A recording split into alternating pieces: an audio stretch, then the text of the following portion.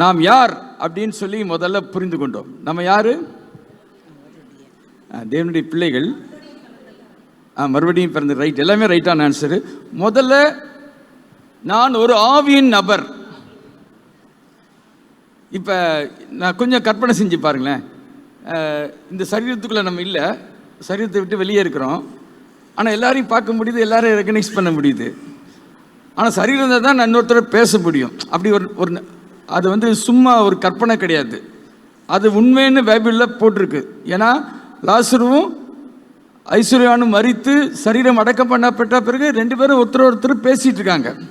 அப்படின்னா என்னன்னா, மரித்த பிறகு நான் இப்படி தான் இருப்பேன், ஒரே ஒரு காரியம், எனக்கு இந்த சரீரம் இருக்காது, அவ்வளோதான். வேற எதுவும் வித்தியாசமாக ஒன்று இப்படி சாவுனா அப்படி இன்னும் ஒன்றும் இல்லை, அப்படியே தான் இருப்பேன் நான்.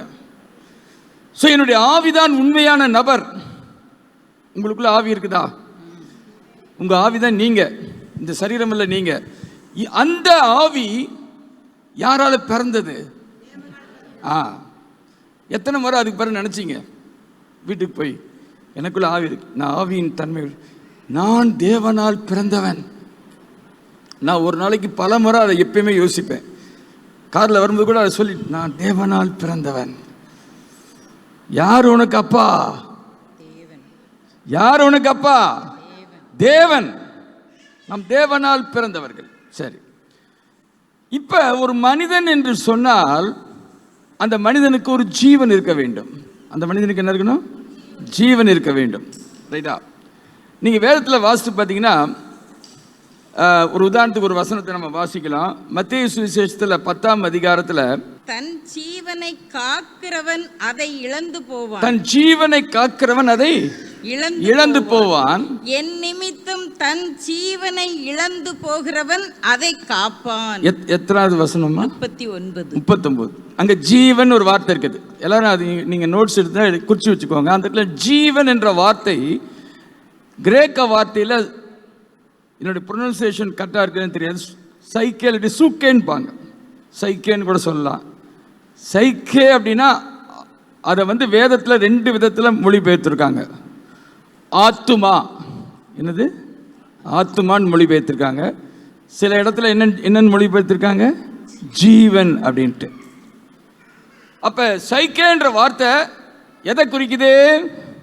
என்னுடைய ஆத்துமாவை குறிக்குது. இல்லாட்டி இன்னொரு விதத்தில் சொன்னா என்னுடைய ஜீவனை குறிக்கிறது.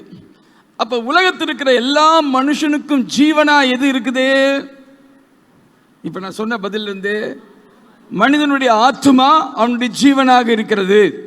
இதை நீங்க நல்லா புரிஞ்சுக்கணும். உலகத்தில் இருக்கிற மனிதனுக்கு ஆத்துமா தான் அவனுக்கு என்னவா இருக்குது? ஜீவனாக்கு. ஸோ அவன் என்ன நினைக்கிறான்? அந்த ஆத்துமாவுக்குள்ள எது எனக்கு நல்லதுன்னு நினைக்கிறேனோ, எது எனக்கு பிடிக்குதோ, எதை நான் தீர்மானிக்கிறேனோ அதை செய்து இந்த பூமியில வாழும் ஆற்றல் பூமியில் இருக்கிற மக்களுக்கு இருக்குது. ரைட். இப்ப நமக்கு ஆத்துமா இருக்குதா? நமக்கு ஆத்துமா இருக்குதா? இருக்குது. பக்கத்தில் இருக்கவங்க சொல்லுங்க, உன் ஆத்துமா அல்ல உனக்கு ஜீவன். நம்முடைய ஆத்துமா அல்ல நமக்கு ஜீவன். இப்ப நமக்கு எது ஜீவன் கேட்டா, நம்ம யாரு? ஆவியின் நபர்கள். அந்த நபருக்கு ஒரு ஜீவன் வேண்டும். அந்த ஜீவன் எங்க இருக்குதுன்னா, எடுத்து வாசித்து பாருங்க. 1 யோவான் புஸ்தகம் 5ஆம் அதிகாரம் 11வது வசனத்தை வாசிங்க. தேவன் நமக்கு நித்திய ஜீவனை தந்திருக்கிறார். தேவன் நமக்கு நித்திய ஜீவனை தந்திருக்கிறார். அந்த ஜீவன் அவருடைய குமாரனில் இருக்கிறது என்பதே அந்த சாட்சியாம். பார்த்தீங்களா? பைபிள் உங்களோட பேசியும் ஒருத்தர் கூட ஒன்று கூட உள்ள போலையா? நமக்கு ஜீவன் எது? ஆத்மாவா? பைபிள் என்ன சொல்லுது? தேவன் நமக்கு நித்திய ஜீவனை தந்திருக்கிறார். அந்த ஜீவன் அவருடைய குமாரனில் இருக்கிறது என்பதே. அப்ப நம்முடைய புதிய மனிதனுக்கு ஜீவன் எது? பைபிள் அப்படி ஃபில்லிங் தி பிளாங்க்ஸ் மாதிரி ஓபன் புக் எக்ஸாம் வச்சா கூட ஃபெயில் ஆயிடுவீங்க போடுதே. வசனத்தை பாருங்க, நல்ல கணத்திலிருந்து பாருங்க. பைபிள்ல அங்க ஆன்சர் இருக்குது. வாசிங்கம்மா. 5:11 1 யோவான் 5:11. தேவன் நமக்கு நித்திய ஜீவனை தந்திருக்கிறார். தருவார்ல, தந்திருக்கிறார். அந்த ஜீவன் அவருடைய குமாரனில் இருக்கிறது என்பதே அந்த சாட்சியாம். அப்ப உங்களுக்கு ஜீவன் எது? உங்களுக்கு ஜீவன் எது? இயேசுதான் உங்க ஜீவன். பிலிப்பியருக்கு எழுதின நிருபத்துல 1ஆம் அதிகாரத்துல கிறிஸ்து எனக்கு ஜீவன் படிக்கிறோமா? கலாத்தியர் 2ஆம் அதிகாரத்துல வாசிக்கிறோமா? இனி ஜீவிப்பது நான் அல்ல, கிறிஸ்து எனக்குள் ஜீவிக்கிறார். அப்படின்னா கிறிஸ்துன்னு ஒரு தனி நபர் அப்படி உள்ள வந்து ஜீவிக்கிறார் அப்படிங்கிற ஒரு பார்வையை விட இப்பொழுது எனக்கு ஜீவனாக இருப்பது யாரு? இயேசு. சரி, எதுக்காக இதை பத்தி நான் சொல்லிட்டு இருக்கிறேன்னா, எந்த ஜீவன் நமக்குள்ள வருதோ அந்த ஜீவனாக நாம் மாறுவோம். நான் சொல்ற பாயிண்ட் உங்களுக்கு புரியுதா?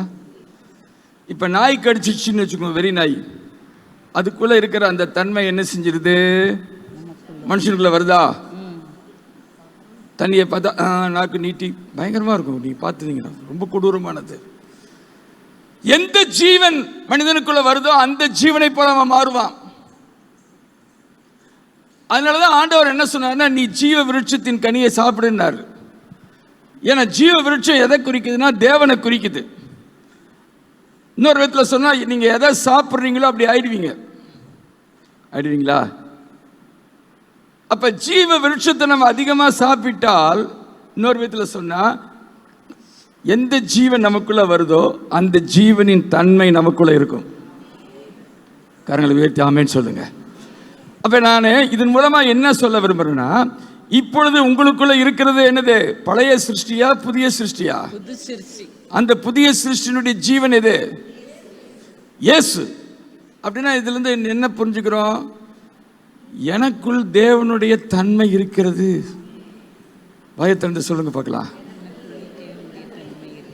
எடுத்து வாசிங்க 2 கொரிந்தியர் புஸ்தகம், 2 கொரிந்தியர் புஸ்தகம், சரி 2 பேதுரு புஸ்தகம், 2 பேதுரு 1ஆம் அதிகாரம் 3-4 வசனங்களை வாசிங்க. 2 பேதுரு 1ஆம் அதிகாரம் 3-4 வசனங்கள். தம்முடைய மகிமையினாலும் காருண்யத்தினாலும் நம்மை அழைத்தவரை அறிகிற அறிவினாலே ஜீவனுக்கும் தேவ பக்திக்கும் வேண்டிய யாவற்றையும் அவருடைய திவ்ய வல்லமையானது நமக்கு தந்தருளினதும் அன்றி. வெயிட், நீங்க வேதத்தை வாசிக்கும் போது கிராமர்லாம் கவனிக்கணும். இந்த இடத்துல என்ன போட்டிருக்கு? தருண் போல, தந்தருளினதும் அன்றி. அப்படின்னா என்ன அர்த்தம்? கொடுத்தாச்சு. தந்தருளினதும் அன்றி. அடுத்த வசனம், தந்தருளினதும் அன்றி இச்சையினால் உலகத்தில் உண்டான கேட்டுக்கு தப்பி திவ்ய சுபாவத்துக்கு பங்குள்ளவர்கள் ஆகும் பொருட்டு மகா மேன்மையும் அருமையுமான வாக்குத்தத்தங்களும். அந்த இடத்துல திவ்ய சுபாவம் போட்டிருக்கா? திவ்ய சுபாவம் போட்டிருக்கா? இந்த திவ்ய சுபாவம் கிறிஸ்துவின் ஜீவனோடு இணைந்திருக்குதா? அப்பனா உங்களுக்குள்ள இப்ப கிறிஸ்துவின் ஜீவன் வந்துருச்சா? அப்ப உங்களுக்குள்ள என்ன இருக்குது? உங்களுக்குள் திவ்ய சுபாவம் இருக்குது அப்படின்னு சொன்னோடனே சிலர்லாம் அப்படி ரட்சிக்கப்பட்டவங்க ஆட்கள்லாம் அவனை நினச்சோம்னே அவங்க முன்கோபியாக இருக்கிறாங்க, இப்படி இருக்கிறாங்க, இப்படி வரும். அந்த படம்லாம் வந்துச்சுன்னா அதை நீங்கள் நல்லா புரிஞ்சுக்கோங்க. முதல்ல அந்த படத்தை வச்சு அவங்க இன்னும் இப்படி இருக்கிறாங்கன்னு நீங்கள் சொல்லக்கூடாது. ஏன்னா உள்ளே இருக்கிற உள்ளான மனுஷன் என்ன செஞ்சிட்டான்? திவ்ய சுபாவத்தோடு இருக்கிறான். ஆனால் அந்த திவ்ய சுபாவத்தை எப்படி வெளியே கொண்டு வரணும்னு அவனுக்கு தெரியல. அதுதான் பிரச்சனை. சரியா? உதாரணத்துக்கு நம்ம பாஸ்டர் எடுத்துக்கிறேனே. நம்ம பாஸ்டருடைய அப்பா அவர் நல்ல ஒரு மியூசிக்கில் அவருக்கு ஒரு கெப்பாசிட்டி இருந்துச்சு இல்லையா? அப்போ நார்மலாக பார்த்தீங்கன்னா என்னுடைய மனைவி வீட்டு பக்கம் பார்த்தீங்கன்னா எல்லாருமே தலை சிறந்த ஓவியத்தை வரையக்கூடியவங்க. அவங்க பிள்ளைங்கள்லாம் அநேகர் இன்னைக்கு தலை சிறந்த ஓவியலாக இருக்கிறாங்க. எப்படி அவங்களுக்குள்ள இருந்து ஓவியம் வரையக்கூடிய தன்மை, இல்லாட்டி அவங்க அப்பாவுக்குள்ள இருந்து இசை வாசிக்கும் தன்மை பையனுக்கு வந்துச்சு அப்படின்னா, பிறந்த அன்னைக்கே பாஸ்டர் ரூஃபஸை ஒரு பியானோ முன்னாடி உட்கார வச்சு இப்படி வாசிக்க வச்சாங்களா? வாசித்துருப்பாரா? உடனே அவருக்குள்ள அந்த தன்மை இல்லைன்னு சொல்ல முடியுமா? தன்மை இருக்குது, ஆனால் வெளிப்படலை. ஏன்னா இன்னும் வளரலை. உங்களுக்கு சொல்றதுங்க புரியுதா? அப்ப நீங்க உங்களுக்குள்ள என்ன இருக்குன்னு விசுவாசிக்கணும். என்னுடைய புதிய மனிதனுக்குள் திவ்ய சுபாவம் இருக்குதுன்னு விசுவாசிக்கணும். நீங்க விசுவாசிக்காத வரைக்கும் நீங்க திவ்ய சுபாவத்தை வெளியே கொண்டு வர முடியாது. நல்லா புரிஞ்சுக்கோங்க. நம்ம எப்பயுமே எப்படி நினைக்கிறோம்னா, வெளியே இருந்து உள்ள கொண்டு போகணும்னு நினைக்கிறோம். வெளியே இருந்து உள்ள கொண்டு போகணும்னு நினைக்கிறோம். கிறிஸ்தவ வாழ்க்கை வெளியே இருந்து உள்ள கொண்டு போறது இல்ல, உள்ள இருப்பதை வெளியே கொண்டு வருவது. இதை நீங்க நல்லா மனசுல புரிஞ்சுக்கிட்டீங்கன்னா, நீங்க இப்ப இப்படி வச்சுக்கோமே, இப்ப பாஸ்ட் நான் எடுக்கிறேன் திரும்பியும். இப்ப நம்ம பாஸ்ட் பியானோவில் 8th கிரேட் முடிச்சிருக்கிறார். சாம் 4th கிரேட் முடிச்சிருக்காப்ல. யாரு பியானோவை பெர்ஃபெக்டா வாசிப்பா? பாஸ்டேவா? 4th கிரேட் வாங்கினவர் பெர்ஃபெக்டா தான் வாசிப்பாரு. 4th கிரேடுக்குரிய perfect. சரியா? 8th great வாங்கினவர் 8th கிரேடுக்குள்ள perfect வாசிப்பார். ரெண்டு பேரும் கம்பேர் பண்ணக்கூடாது. பெர்ஃபெக்ட்னா எதை குறிக்குதுன்னா, அவங்க வளர்ச்சியை பொறுத்து. இதை நீங்க புரிஞ்சுக்கலைன்னா நீங்க ஒரு நாள் நீங்க உங்களை பத்தி நினைக்க மாட்டீங்க, பெர்ஃபெக்ட் நினைக்க மாட்டீங்க. நான் சொல்றது என்னன்னு புரிஞ்சுக்கணும், சரியா புரிஞ்சுக்கணும். இன்னும் சாம் பெர்ஃபெக்ட் ஆகணுமா? ஆகணும். ஆனா இப்ப பெர்ஃபெக்டா? Perfect. Yes or no? So perfection எதை பொறுத்தது? வளர்ச்சி நிலையை பொறுத்தது. பக்கத்தில் உங்களை பார்த்து சொல்லுங்க, கம்பேர் பண்ணாதன்னு சொல்லுங்க. நம்ம கம்பேர் கிறிஸ்துவோட பண்ணலாம். கிறிஸ்து என்ன சொல்றான்? நீ பெர்ஃபெக்ட் இல்லைன்னு சொல்லல, நீ வளர்ந்து கிறிஸ்துவின் நிறைவான அப்படி வாழ்றாரு. இப்ப நீங்க எந்த நிலையில இருக்கீங்களோ அந்த நிலையில நீங்க எப்படி இருக்கீங்க? பெர்ஃபெக்டா இருக்கீங்க. ஆனா என்ன பிரச்சனைனா, அந்த வளர்ச்சியிலேயே ரொம்ப நாளா நிக்கிறீங்க. 4th ஸ்டாண்டர்ட்லேயே 10 வருஷமா படிச்சுட்டு இருக்கீங்க. நான் சொல்றது புரியுது உங்களுக்கு? அடுத்த கிளாஸுக்கு என்ன செய்யணும்? போகணும். அந்த வளர்ச்சியை தான் நம்ம என்ன செய்யணும்? அடைய வேண்டும். ஸோ இன்னைக்கு முதல்ல உங்க புதிய மனிதனுடைய தன்மை என்னன்னா, நேற்று நம்ம பார்த்தோம் செவ்வாய்க்கிழமை, அந்த புதிய மனிதன் இப்பொழுது தேவனால் படைக்கப்பட்டவன் அல்ல, தேவனால் பிறந்தவன். நான் அப்படிதான் என்ன நினைக்கிறேன். என் சரீரத்தை தேவன் படைச்சார்ன்றதுல எந்த மாற்று கருத்தும் கிடையாது. ஆனா எனக்குள் இருக்கிற புதிய மனிதன் தேவனால் பிறந்தவன். அதனால ரத்த பாசம் அவருக்கு என் மேல இருக்குது. உங்களுக்கு சொல்றது உங்களுக்கு புரியுதா? அவருக்கு என் மேல என்ன இருக்குது? ரத்த பாசம் அவருக்கு என் மேல இருக்குது. எத்தனை பேர் விசுவாசிக்கிறீங்க? அதனாலதான் அவரை நம்ம எப்படி கூப்பிடுறோம்? அப்பான்னு. அப்ப நீங்க மறுபடியும் பிறந்த பிறகு, இந்த செய்தியின் தலைப்பை நான் ஏற்கனவே சொல்லிக்கிறேன், மறுபடியும் பிறந்த பிறகு நீங்க தினந்தோறும் நினைக்க வேண்டியது என்னன்னா, நான் தேவனுடைய பிள்ளை. பிள்ளை மட்டும் இல்ல, அவருடைய ஜீவன் எனக்குள்ள இருக்குது.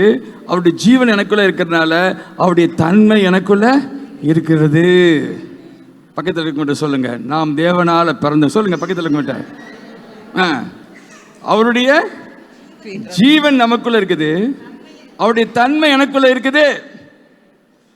இன்னும் தேவனால பிறந்தவங்களை பத்தி நிறைய தன்மையை நான் சொல்லிட்டே போலாம். தேவனால் பிறந்ததெல்லாம் உலகத்தை ஜெயிக்கும். தேவனால் பிறந்த எவனும் பாவம் செய்யான். இருக்குதா? இப்படி நிறைய கருத்தை சொல்லிட்டே போலாம். ஸோ நீங்கள் அறிந்து கொள்ள வேண்டிய மிக முக்கியமான சத்தியம் என்னன்னா, நீங்கள் தேவனால் பிறந்தவர்கள். அதனால நீங்க யாரு? சொல்லுங்க, வாய்த்தன் சொல்லுங்க. தேவனுடைய ஜீவனும் அவருடைய, சொல்லுங்க வாய்த்தன் சொல்லுங்க, அவருடைய ஜீவனும் அவருடைய தன்மையும் எனக்குள் இருக்கிறது. கரங்களை தட்டி ஆண்டவரை நாம் மகிமைப்படுத்துவோமாக. ரைட். இப்ப அடுத்தது நம்ம அறிய வேண்டியது, ஒரு சின்ன கேள்வி கேட்கிறேன், உடனே கை தூக்கணும். அப்படி யோசிக்க கூடாது, அப்படிலாம் பண்ணக்கூடாது. ரைட்டா? இப்ப நான் உங்களை பார்த்து பேர் சொல்லி கூப்பிட்டா அந்த பேரை உடையவங்க எந்த ஹெசிடேட் இல்லாமல் என்ன செய்வாங்க? எந்திரிப்பாங்க இல்லையா? அந்த மாதிரி பதில் சொல்லணும், உடனே செய்யணும். ரைட்டா? பரிசுத்தவான்கள்லாம் கை வைத்துங்க. கை கீழே போடுங்க. கொஞ்சம் பேர் கொஞ்சம் பேர். அப்ப நீங்க உங்களை பத்தி என்ன நினைக்கிறீங்க? நீங்க பரிசுத்தவானா பரிசுத்தவான் இல்லையா? சொல்லுங்க. ரைட். இப்போ எழுதிக்கோங்க, பரிசுத்தவான் அப்படின்னு சொல்லும்போது இங்க நம்ம புரிந்து கொள்ள வேண்டியது என்னன்னா, நம்ம 2 கட்டங்களில் 2 படிநிலைகளில் பரிசுத்தவான் ஆகிறோம். எத்தனை நிலை? 2 படிநிலையில் நாம் பரிசுத்தவான்களாக மாறுகிறோம். ஒன்று, மறுபிறப்பினால் நாம் முதலாவது பரிசுத்தவானாக மாறுகிறோம். எதனால பரிசுத்தவானாகிறோம்? மறுபிறப்பு. எழுதி வச்சுக்கோங்க, மறுபிறப்பினால் நாம் பரிசுத்தவான்களாகிறோம். ரைட். இப்ப நம்ம புரிந்து கொள்ள வேண்டிய சத்தியம் என்னன்னா, இப்படி வச்சுக்கோங்களேன், ஒரு சாக்கடை இருக்குது. ஒரு சாக்கடைக்குள்ள விழுந்துட்டோன்னு வச்சுக்கோங்க. ஒரு குழந்தைய விழுந்துருச்சுன்னு வச்சுக்கோங்க. முதல்ல என்ன செய்யணும்? அந்த குழந்தைய தூக்கணும். குளிக்க வைக்கிறதுக்கு இல்லை, ஃபர்ஸ்ட் சாக்கடை வெளியே எடுக்கணும். தூக்கணும். சரியா? ஒரு பைப்ல தண்ணி எடுத்துட்டு போய் சாக்கடைக்குள்ளே படுத்துருக்குது, தண்ணி எப்படி அடிச்சுட்டு இருக்கலாமா? சுத்தம் பண்றோன்ட்டு முதல் என்ன செய்யணும்? தூக்கணும். ஆமென். ஸோ மறுபிறப்பினால ஆண்டவர் நம்மளை சாக்கடையிலேருந்து தூக்குனார் ஃபர்ஸ்ட். இப்போ நம்ம எங்கே கிடைக்கல, எங்கே இல்லை. ஸோ வெளியே வந்துட்டோம். எத்தனை பேர் வெளியே வந்துட்டீங்க? ஸோ உங்கள் நிலை மாறிடுச்சா? என்ன நிலை? பாவின் நிலை. இப்போ நீங்கள் எந்த நிலையில் இருக்கீங்க? பரிசுத்தவான் என்ற நிலையில் இருக்கிறீங்க. ஸோ முதல்ல நான் பரிசுத்தவானா எப்படி மாறினேன்? மறுபடியும் பிறந்ததினால். எல்லாரும் சொல்லுங்க பார்க்கலாம். சொல்லுங்க, திரும்பி சொல்லுங்க. எப்படி நீங்க பரிசுத்தவானானீங்க? அப்ப உங்க உள்ளான மனிதன் யார்? இப்ப இல்ல, உங்க உள்ளான மனிதன் எது? பரிசுத்தவான். உங்க உள்ளான மனிதனுக்குள்ள என்ன இருக்குது? தேவனுடைய ஜீவன் இருக்குது, அவருடைய தன்மை இருக்குது. உங்க உள்ளான மனிதன் யார்? தேவனுடைய பிள்ளையா இருக்கிறான். பல காரியத்தை நான் சொல்றேன், எல்லாத்தையும் நீங்க நம்ம உள் வாங்கணும். உள்ளான மனிதனை பத்தி நம்ம பேசிட்டு இருக்கிறோம். அந்த மனிதன் தான் நான். அந்த மனிதன் யாரு? மறுபடியும் பிறந்தவன், தேவனால் பிறந்தவன். தேவனுடைய தன்மை அவனுக்குள்ள இருக்குது, தேவனுடைய ஜீவன் அவனுக்குள்ள இருக்குது. அவன் யாரு? பரிசுத்தவான். இந்த தாட் ரொம்ப ரொம்ப முக்கியமானது. நம்ம யாரு? பரிசுத்தவான்கள். ரைட். இப்ப வெளியே விழுந்த குழந்தைய எடுத்தாச்சு. அது வெரி குட், நீ சாக்கடையை விட்டு வெளியே வந்துட்ட, வெரி குட், போப்பா அப்படின்னு விடுவோமா? இல்லாட்டி கட்டி பிடிப்போமா? தண்ணி ஊத்தி என்ன செய்வோம்? தண்ணி ஊத்தி கழுவுவோம், நல்லா கழுவுவோம். அப்ப அது பரிசுத்தமாகுதலில் 2வது ப்ராசஸ். உங்களுக்கு சொல்றது உங்களுக்கு புரியுதா? ஸோ முதல்ல நீங்க பரிசுத்தவான ஆன பிறகு உங்களை பரிசுத்தத்தின் மேல பரிசுத்தம் அடைய வைக்கிறாரு. பரிசுத்தத்தின் மேல் பரிசுத்தம் அடைகிற ப்ராசஸ் இருக்கிறதுனால நான் இன்னும் பரிசுத்தவான் இல்லைன்னு சொல்லக்கூடாது. நீங்க ஏற்கனவே மறுபடியும் பிறந்ததுனால நீங்க யாரு? பரிசுத்தவான். ஆனால் நீங்க என்ன செய்யணும்? பரிசுத்தத்தின் மேல் பரிசுத்தம் அடைய வேண்டும். சரி, பரிசுத்தத்தின் மேல் பரிசுத்தம் அடையணும் என்னது? பரிசுத்தமா இருக்கிறவன் இன்னும் பரிசுத்தம் ஆகட்டும் சொல்றாரு. என்னது அது?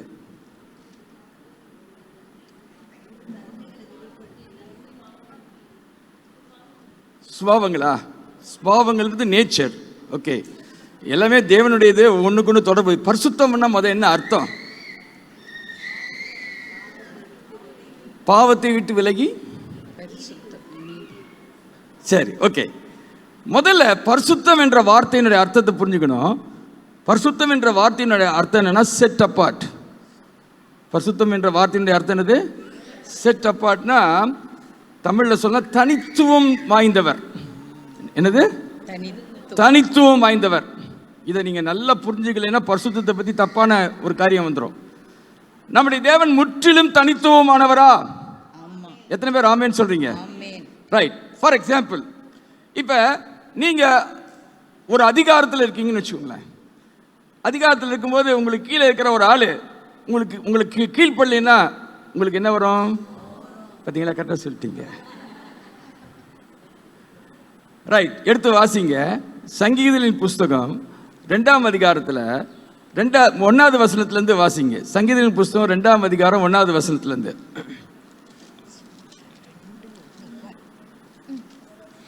ஜாதிகள் கொந்தளித்து ஜனங்கள் விருதா காரியத்தை சிந்திப்பானேன். கர்த்தருக்கு விரோதமாகவும் அவர் அபிஷேகம் பண்ணினவருக்கு விரோதமாகவும் பூமியின் ராஜாக்கள் எழும்பி நின்று அதிகாரிகள் ஏகமாய் ஆலோசனை பண்ணி அவர்கள் கட்டுகளை அறுத்து அவர்கள் கயிறுகளை நம்மை விட்டு எரிந்து போடுவோம் என்கிறார்கள். யாரை பார்த்து சொல்றாங்க? யாரை பார்த்து? தேவனை பார்த்து பூமின்ற அவரை பார்த்து சொல்றாங்க, ரைட்டா? இப்ப நேபுகாத் நேச்சர் காலத்துல அவர் நிறுத்தின பொற்சிலை அவங்க பணிஞ்சு கொள்ள மாட்டோம்னு சொன்னவனையே உடனே அவனை கொண்டு போய் எங்க விடுறாங்க? விட்டோடனே இப்ப சொல்றான், இப்ப என்னப்பா இப்ப மியூசிக் வாசிக்கும் சரியா? பைபிள் சொல்லுது அவனுக்கு என்ன வந்துருச்சு? அதிகமான கோபம் வந்து அக்னி சுவாலை எத்தனை மடங்கு? அந்த மாதிரி தான் ஆண்டவருக்கு வரணும். ஆனா சொன்னேன், அவர் யாரு? பரிசுத்தர், அவர் தனித்துவமானவர். அவர் என்ன செய்யறார் பாருங்களேன், பரலோகத்தில் வீற்றிருக்கிறவர் நகைப்பார். என்ன செய்வாரா? நீங்களா என்ன சொன்னீங்க? அவர் என்ன செய்யறாரு? அதான் தனித்துவமானவர். அவர் உங்களுக்கு புரியுதா? நகைத்தல்னா என்ன அர்த்தம்? சிரிக்கிறது இல்ல, கிண்டலா சிரிக்கிறது. உனக்கு அடுத்த வருஷம் குழந்தை, எனக்கா? யாரு? நகைத்தாள். அப்ப இவங்களா அவர் அங்க நீ அவர் என்ன செய்யறாரு? நகைக்கிறார். அப்படின்னா என்ன அர்த்தம்னா பரிசுத்தம்னா புரிஞ்சுக்கணும், அவர் தனித்துவமானவர். நான் உதாரணத்துக்காக இதை காமிச்சேன், இன்னும் நிறைய காரியம் நான் காமிக்க முடியும். அப்போ நீங்கள் நம்ம மைண்டுக்குள்ள தப்பான கான்செப்ட் வச்சுருக்கோம். பரிசுத்தம்னா இது செய்யக்கூடாது, இதை செய்யணும், இதை செய்யக்கூடாது, இது டூஸ் அண்ட் டோன்ட்ஸை யோசிச்சுட்டு இருக்கிறோம். பரிசுத்தம் என்பது என்ன? டோட்டலாக தனித்துவமாக இருப்பது. ரைட். இப்போ நீங்கள் எப்படி பரிசுத்தமான ஆனீங்க அப்படின்னு கேட்டிங்கன்னா, எடுத்து வாசித்து பாருங்க. யாத்ராகம புஸ்தகத்தில் எடுங்க, 3ஆம் அதிகாரத்தில், யாத்ராகமம் 3ஆம் அதிகாரம் 5வது வசனத்தை வாசிங்க. 3ஆம் அதிகாரம் 5வது வசனம். அவர் இங்கே கிட்டி சேராயாக, இங்கே கிட்டி சேராயாக உன் கால்களில் இருக்கிற பாதரட்சையை கழற்றி போடு, நீ நிற்கிற இடம் பரிசுத்த பூமி. நீ நிற்கிற இடம், அந்த இடம் எப்படி பரிசுத்த பூமியா மாறுச்சு? அந்த இடம் வந்து ஆக்சுவலா அதுக்கு முன்னாடி எப்படி இருந்துச்சு? இல்ல, ஆடு மாடு மேய்க்கிற இடம். நீங்க ஆடு மாடு வந்து 1-2 வச்சிருந்தீங்கன்னா தெரியாது. ஒரு 100 ஆடு 200 ஆடு ஒரே இடத்துல நான் பார்த்துருக்கிறேன். அப்படியே பெரிய டூம் மாதிரி போட்டு அதுக்குள்ள வச்சிருப்பாங்க. அந்த டூமை திறந்தா அருமையான வாசனை வீசும். உங்களுக்கு புரியுதா? உங்களுக்கு அவ்வளவு சுத்தமா இருக்கும் அந்த இடம். அப்படியா? அதே இடம் தான். ஒன்னு பெருக்கல, சுத்தம் பண்ணல, சென்ட் அடிக்கல, அதே இடம் அப்படியே இருக்குது. ஆனா இப்ப சொல்றாரு அந்த இடம் ஏன் உள்ள யார் வந்துட்டா? சோ தேவன் எங்கு வர்றாரோ அந்த இடம் பரிசுத்தமாயிடும். அப்ப நீங்க பரிசுத்தவானா? நமக்குள்ள வந்துட்டார், நம்ம ஆவிக்குள்ள அவர் இருக்கிறாரு. அதனாலதான் நம்ம பரிசுத்தவான்னு வேதம் சொல்லுது. உங்களுக்கு சொல்றது புரியுதா? ரைட். ஸோ அது முதல்ல ஒரு பக்கம் வச்சுக்கோங்க. மறுபடியும் பிறந்தோம், அவர் நமக்குள்ள வந்தாரு, அதனால நம்ம பரிசுத்தவான் ஆயிட்டோம். ஆனால் அதுக்கு பிறகு என்ன செய்யணும்? கழுவுற ப்ராசஸ் பண்ணணும். ரைட். இப்போ நமக்குள்ள தேவன் வந்துட்டாரு. அடுத்த கேள்வி என்னன்னா, தேவனால நம்ம முழுசு நிரம்பிட்டுமா? தேவன் நமக்குள்ள வந்துட்டாரு, தேவனால முழுவதுமா நம்ம நிரம்பிட்டுமா? நம்முடைய ஆவிக்குள்ள அவர் முழுவதுமா நிரம்பிட்டார், அந்த அதில் மாற்று கருத்து கிடையாது. ஆனால் தேவன் அங்கே மட்டும் நிரம்பி பிரயோஜனம் இல்லை, அவர் என்னுடைய ஆத்மாவுக்குள்ளேயும் நிரம்பணும், என் சரீரத்துக்குள்ளேயும் அவர் நிரம்பணும், முழுமையாகணும் நானே. அதனாலதான் வேதம் சொல்றது, உங்கள் ஆவி ஆத்மா சரீரம் முற்றிலும் காக்கப்படுவதாக. இங்கிலீஷ்ல சான்டிபிகேஷன் வேர்ட் இருக்குது. ரைட், அது இருக்கட்டும். நான் என்ன சொல்ல விரும்புறேன்னா, அப்ப தேவன் என்னை முழுமையா நிரம்ப தான் நான் என்ன செய்ய முடியும்? பரிசுத்தத்தின் மேல பரிசுத்தம் அடைய முடியும். இந்த ஆவிக்குள்ள அவர் வந்துட்டார். ரைட். இன்னொரு வசனத்தை நம்ம வாசிப்போம். யோவான் 1ஆம் அதிகாரத்தில் 1வது வசனம் நம்ம எல்லாருக்குமே தெரியும். ஆதியிலே வார்த்தை இருந்தது, அந்த வார்த்தை தேவனிடத்தில் இருந்தது, அந்த வார்த்தை தேவனாய் இருந்தது. ரைட். இப்ப என்னுடைய சின்ன கேள்வி என்னன்னா, நான் தேவனால் நிரம்பணும்னா அவருடைய வார்த்தையினால் நிரம்பினா தேவனால் நிறைந்ததாக அர்த்தமா? எத்தனை பேர் நான் சொல்ற பாயிண்ட் புரியுதா? நான் தேவனால் நிரம்பணும்னா நான் எதனால நிரம்பணும்? வார்த்தையினால நிரம்பணும். ரைட்டா? இப்ப கேள்வி என்னன்னா, பக்கத்தில் இருக்கவங்களுக்கு கேளுங்க, அவருடைய வார்த்தையினால் நீ நிரம்பிட்டியான்னு கேளுங்க. நான் சொல்றது உங்களுக்கு புரியுதா? ஸோ தேவனுடைய வார்த்தையினால் நிரம்ப நிரம்ப தான் நம்ம வந்து அவரால் நிரம்ப முடியும். ஹல்லேலூயா. ரைட். இப்ப அந்த தேவனுடைய வார்த்தைக்கு என்ன தன்மை இருக்குதுன்னா, எடுத்து வாசித்து பாருங்க. நான் சொல்ற தன்மை இருக்கு பாருங்க. எபேசியருக்கு எழுதின நிருபம் 5ஆம் அதிகாரம் 25-26 வசனம். 25-26. புருஷர்களே, உங்கள் மனைவிகளில் அன்பு கூறுங்கள், அப்படியே கிறிஸ்துவும் சபையில் அன்பு கூர்ந்து தாம் அதை திரு வசனத்தை கொண்டு தண்ணீர் முழுக்கினார். நல்ல இந்த வசன வார்த்தையை கவனிங்க. நல்ல வார்த்தை கவனிங்க, வாசிங்க. தண்ணீர் முழுக்கினால் சுத்திகரித்து பரிசுத்தமாக்குகிறது. இங்க தண்ணீர்னு ஒரு வார்த்தை வருதா? கழுவுறதுக்கு என்ன வேணும்? ஆனா தண்ணீர்ன்றது இங்க எதை குறிக்குது? திருவசனம். திருவசனம். பக்கத்துல சொல்லுங்க, திருவசனம் தான் நம்ம கழுவும் தண்ணீர்னு சொல்லுங்க. திருவசனம் தான் நம்மள கழுவும். எத்தனை பேர் ஆமேன்னு சொல்றீங்க? அப்ப திருவசனத்தினால நம்ம கழுவப்படுறது தான் பரிசுத்தத்தின் மேல பரிசுத்தம் அடைகிறது. இதை மட்டும் நம்ம நல்லா புரிஞ்சுட்டோம்னா நம்ம வெளியரங்கமான மாற்றத்தை நம்ம முக்கியப்படுத்த மாட்டோம். வெளியரங்கமான மாற்றம் இருக்காதுன்னு நான் சொல்லல, சரியா? ஆனா வெளியரங்கமான மாற்றத்தை மட்டுமே வச்சு பரிசுத்தமான ஆயிட்டான்னு சொல்ல முடியாது. ஃபார் எக்ஸாம்பிள், ஒரு நபர் தன் மனைவி விட்டுட்டு இன்னொரு பெண்ணோட வாழ்ந்தா அந்த ஆளை என்ன சொல்லுவோம்? விபச்சாரக்காரன் சொல்லுவோம். ஏன்னா கண்ணால பார்க்குறோம், ரைட்டா? இப்போ அவனை வந்து என்ன சொல்கிறோம்? விபச்சாரக்காரன்னு சொல்லிட்டோம். இன்னொருத்தருக்காரை பற்றி அவர் ரொம்ப நல்லவர்ன்றோம். ஆனால் அவர் மனசுக்குள்ளே இன்னொரு பெண்ணை பற்றி இச்சையாக நினச்சிட்டே இருக்கிறார். இப்போ யார் பரிசுத்தவான்? உங்களுக்கு புரியுதா? உங்களுக்கு புரியுதா? பாயிண்ட் புரியுதா? அப்போ வெளியே செய்கை செய்யாதனால அவர் பரிசுத்தம். அதனால தான் செய்கையை வச்சு பரிசுத்தவான்னு சொல்லிடக்கூடாது. செய்கை வேண்டான்னு நான் சொல்லலை. இப்போ ஃபார் எக்ஸாம்பிள், நான் பெண்களை பற்றி பேச விரும்பல, என்னை பற்றி பேசுகிறேன். இப்போ நான் வந்து ஒரு உதாரணத்துக்கு சொல்கிறேன். கேரளாவுக்கு போனால் ஒரு பாஸ்டர்னா மீசி எடுத்துடணும். இப்போ என்னையை பார்த்து அவங்க எப்படி பார்ப்பாங்க? அசுத்தமாக. செய்கை வெளியே இருக்கிற தோற்றம், அதுக்காக அந்த தோற்றமே வேண்டான்னு நான் சொல்லலை. ஆனால் முதல்ல பரிசுத்தன்றது எங்க உள்ள நம்முடைய மனம் மாறுவது. எடுத்து வாசிங்க, ரோமர் 12ஆம் அதிகாரம் 2வது வசனம் வாசிங்க. ரோமர் 12ஆம் அதிகாரம் 2வது வசனம். நீங்கள் இந்த பிரபஞ்சத்திற்கு ஒத்த வேஷம் தெரியாமல் தேவனுடைய நன்மையும். வெயிட் நான் சொல்லிக்கிறேன், பைபிள் சாக்லேட் மாதிரி. தேவனுடைய நன்மையும் பிரியமும் பரிபூர்ணமான சித்தம் இன்னதென்று பகுத்தறியத்தக்கதாக உங்கள் மனம். அப்ப நம்ம மனம் எந்த அளவுக்கு புதிதாகணும்? தேவனுடைய நன்மையும் பிரியமும் பரிபூர்ணமான.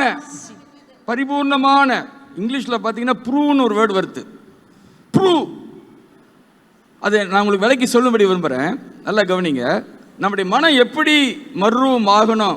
ஏன்னா எந்த அளவுக்கு மர்ரூவம் ஆகுதோ அதுதான் இது பரிசுத்தத்தின் மேல பரிசுத்தம் அடைகிறது. அப்படி மனம் மர்ரூவம் ஆகும்போது பரிசுத்தத்தின் மேல பரிசுத்தம் எப்படி அடையும்னா, மனம் மர்ரூவம் ஆயிடுச்சுன்னா ஆட்டோமேட்டிக்காக நம்முடைய செயல்களில் சில மாற்றத்தை ஏற்படுத்தும். யாரும் சொல்ல தேவையில்லை, நம்மளே ஏற்படுத்திடுவோம். இப்போ இப்படி எடுத்துக்கோங்களேன்.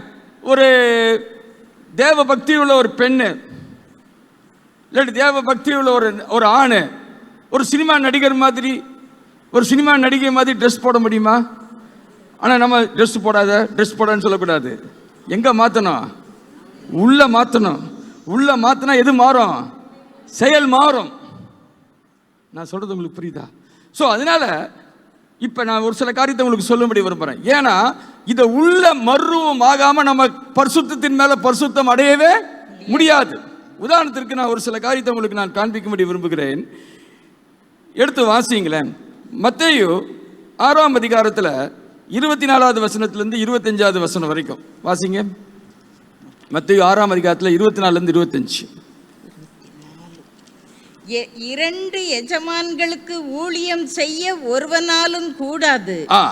ஒருவனை பகைத்து மற்றவனை சிநேகிப்பான், ம் அல்லது ஒருவனை பற்றி கொண்டு மற்றவனை அசட்டை பண்ணுவான். ம் தேவனுக்கும் உலக பொருளுக்கும் ஊழியம் செய்ய உங்களால் கூடாது. ம் ம் அடுத்த வசனம். ஆகையால் என்னத்தை உண்போம் என்னத்தை குடிப்போம் என்று உங்கள் ஜீவனுக்காகவும் என்னத்தை உடுப்போம் என்று உங்கள் சரீரத்துக்காகவும் கவலைப்படாதீர்கள் என்று உங்களுக்கு சொல்லுகிறேன். ரைட், கவனிங்க. திரும்பி நான் என்னையே உதாரணம் எடுத்துக்கிறேன். நான் என்னை பரிசுத்தவானா காமிக்கிறேன், மீசை எடுத்துட்டேன். ரைட்டா? அப்படி வச்சுக்கோங்க. ஆனால் என்னத்தை உண்போம் அப்படின்னு கவலைப்படுறேன். அது வெளியே யாருக்கும் தெரியல. ஆனால் அப்படி கவலைப்படுற எனக்கு எஜமானன் யாரு? எனக்கு எஜமானன் யாருன்னு நினைக்கிறீங்க நீங்க? அந்த அந்த அதுக்கு முந்தின 24 வசனம் 25 வசனம் தொடர்பு வந்து இருக்குதா? ஆகையால். ஸோ முதல் வசனத்தில் என்ன போட்டிருக்கு? 2 எஜமான்களுக்கு. அப்ப அந்த 2 எஜமான் யாரு? தேவன். இன்னொன்னு என்னது? உலக பொருள். இப்ப எதனால வருத்தப்படுறேன்? அப்ப எனக்கு எஜமானன் இது, ஆனா மீசி எடுத்திருக்கேன். புரியுதா உங்களுக்கு? பாயிண்ட் புரியுதா உங்களுக்கு? அப்ப தேவனுடைய வசனம் உங்களுக்குள்ள இருந்துச்சுன்னா, தேவனுடைய வார்த்தை உங்களுக்குள்ள இருந்துச்சுன்னா, இப்ப எஜமானன் யாரு? தேவன். அப்படின்னா நானு நாளை தினத்தை குறித்து என்ன செய்ய மாட்டேன். ஏன்னா என்னுடைய எஜமான் எனக்கு அதை தர உண்மை உள்ளவராக இருக்கிறார். கரங்களை உயர்த்தி ஆமேன்னு சொல்லுங்க. அப்போ நீங்கள், நான் இன்னைக்கு உங்களை என்ன உற்சாகப்படுத்த, நான் ஒரு சில காரியத்தை மட்டும் சொல்லி நான் முடிக்கிறேன், என்ன நிறைய டைம் எடுக்க முடியாது. ஆனால் நீங்கள் வேதத்தை இனிமேல் வாசித்து எப்படிலாம் நீங்கள் வேதத்தின்படி, அதனால தான் நான் வாசிக்க சொன்னேன், அவருடைய சரீரத்தின் அவை அப்படின்னு வாசிக்க சொன்னேன் இல்லையா? அது உங்களுக்குள்ள ஒன்றுமே வரல, நீங்கள் என்னுடைய உட்காந்துருந்தீங்க. உங்களுக்கு புரியுதா உங்களுக்கு? அது வரணும். ஏன்னா நான் என்னை பற்றி நினைக்கிறேன், நான் அவருடைய அப்படி நினச்சா தான் என் மனம் மறுபடியும் இருக்குன்னு அர்த்தம். இல்லாட்டி நான் எடுத்துட்டு நான் வேற மாதிரி நினச்சிட்டு இருப்பேன். உங்களுக்கு சொல்றது புரியுதா உங்களுக்கு? Right, okay. இப்போ இன்னொரு காரியத்தை உங்களுக்கு சொல்லும்படி விரும்புகிறேன். சரீரத்தை பற்றி நான் சொல்கிறேன். எடுத்து வாசிங்க. ரொம்ப முக்கியமான வசனம். 1 தெசலோனிக்கேயர் புத்தகம் 4ஆம் அதிகாரம் 3-5 வசனம் வாசிங்க. 1 தெசலோனிக்கேயர் 4ஆம் அதிகாரம் 3-5 வசனம். நீங்கள் பரிசுத்தம் உள்ளவர்கள் ஆக வேண்டும் என்பதே தேவனுடைய சித்தமாய் இருக்கிறது. எத்தனை பேர் ஆமேன் சொல்றீங்க? ஆமேன். அந்தப்படி நீங்கள் வேசி மார்க்கத்துக்கு விலகி இருந்து தேவனை அறியாத அஞ்ஞானிகளைப் போல மோக இச்சைக்கு உட்படாமல் உங்களில் அவனவன் தன் தன் சரீர பாண்டத்தை பரிசுத்தமாயும் கனமாயும் ஆண்டு கொள்ளும்படி அறிந்து. வெயிட், இந்த இடத்துல நம்ம மனம் மர்வமாக வேண்டிய காரியம் இந்த இடத்துல என்ன இருக்குன்னு சொல்லுங்க பார்க்கலாம். இந்த வசனத்துல 2 வசனத்துல இல்ல, சரீரத்தை பத்தி படிக்கிறோம். என்ன சரீரத்தை பத்தி நினைக்கணும்? பரிசுத்தமாய் இருக்கணும். ஒண்ணு கனமாயின்னு ஒரு வார்த்தை வருதா? நம்ம சரீரத்தை எப்படி ஆண்டு கொள்ளணுமா? கனமாய். கனத்துக்குரியது. கனத்துக்குரியதுன்னா என்ன அர்த்தம்? என்ன கவனிங்க. இப்ப உதாரணத்துக்கு சொல்றேன். நகையை பத்தி பேசல, நான் ஒரு உடையை பத்தி பேசுறேனே. நல்ல காஸ்ட்லியான ஒரு விலை உயர்ந்த ஒரு சாரி வாங்குறீங்க. அன்றைக்கே போயிட்டு விலை உயர்ந்த ஒரு செருப்பும் வாங்குறீங்க. வீட்டுக்கு போனோடனே 2ஐயும் எடுத்துகிட்டு போய் லாக்கரில் வச்சுருவீங்க. ரைட்டா? செப்பல் வைக்க மாட்டீங்களா? விலை உயர்ந்தது. ஏன்? அது இருக்க வேண்டியதா? அதை கொண்டு உள்ளே வைக்க மாட்டோம். அப்போ உன் சரீரத்தை நீ எப்படி ஆண்டு கொள்ளணும்? செருப்பு மாதிரியா, சாரி மாதிரி? உதாரணத்துக்கு சொல்றேன். கனத்துக்குரியதாய் உங்க சரீரத்தை பாருங்க. இதை எப்படி கையாளணும்? கனத்துக்குரியதாக கையாள வேண்டும். அப்ப உங்க மனம் புதிதாச்சுன்னா, வேசித்தான் செய்யாதுன்னு சொல்லாதீங்க. உன் சரீரம் கனத்துக்குரியதுன்னு அவன் மைண்டை ரினியூ பண்ணியாச்சுன்னா அவன் வேசித்தனத்தை செய்ய முடியாது. நான் சொல்றது எல்லாருக்கும் புரியுதா? ஸோ மனம் மறுரூபம் ஆகல. சரி, இன்னொரு வசனத்தை வாசிங்க, அதோட ரொம்ப சூப்பரா இருக்குது. எடுத்து வாசித்து பாருங்க. 1 கொரிந்தியர் புத்தகம் 6ஆம் அதிகாரத்தில் 13-15 வசனம். 13-15. வயிற்றுக்கு போஜனமும் வயிற்றுக்கு போஜனமும் போஜனத்துக்கு வயிறும் ஏற்கும். ஆனாலும் தேவன் இதையும் அதையும் அழிய பண்ணுவார். சரீரமோ வேசித்தனத்திற்கு அல்ல, கர்த்தருக்கே உரியது. கர்த்தரும் சரீரத்துக்கு உரியவர். தேவன் கர்த்தரை எழுப்பினாரே, நம்மையும் தமது வல்லமையினாலே எழுப்புவார். உங்கள் சரீரங்கள் கிறிஸ்துவின் அவயவங்கள் என்று அறியீர்களா? உங்கள் சரீரம் கிறிஸ்துவின் உங்கள் சரீரம் உங்கள் சரீரம் ஒருத்தர் கூட எந்திரிச்சு கூட குதிக்கலையே, என்ன மரமண்ட மாதிரி இருக்கு. பைபிள் என்ன சொல்லுது என் சரீரத்தை? கொஞ்சம் பார்த்து சொல்லுங்க. நம்ம சரீரம் என்னது? இது என்னது? இது என்னது? கிறிஸ்துவின் அவயம். அங்க வேதம் சொல்றது கிறிஸ்துவின் அவயத்தை வேசியின் அவயமாக்கலாமா?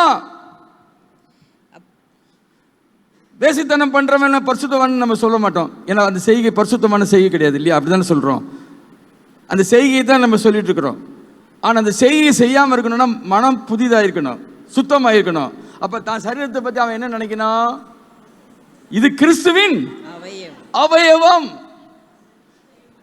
ஸோ அப்படி நினச்சிட்டானா இனிமேல் அவன் அங்கே ரொம்ப அருமையாக போட்டிருக்குது சாப்பாடு வயிற்றுக்கு. அது மாதிரி இந்த சரீரம் எதுக்குரியதல்ல, வேசித்தனத்துக்கு. இந்த சரீரம் யாருக்குரியது? இப்போ நீங்கள் சாப்பாட்டுக்கு பதிலாக மண் எடுத்து சாப்பிட்டீங்கன்னு வச்சுக்கோங்க, வயிறு ஏற்றுக்குமா? அதே மாதிரி இந்த சரீரம் வேசித்தனத்தை எடுத்துக்கூடாது. உங்களுக்கு புரியுதா? வேசித்தனம் பண்ணாதே நோ. உன் சரீரத்தை நீ கிறிஸ்துவின் அவயவமா நீ பார்க்கறியா? உன் சரீரத்தை கனத்துக்குரியதா நடத்துறியா? பணத்தை நீ எப்படி பார்க்கிற? எஜமானனா வச்சிருக்கிறியா?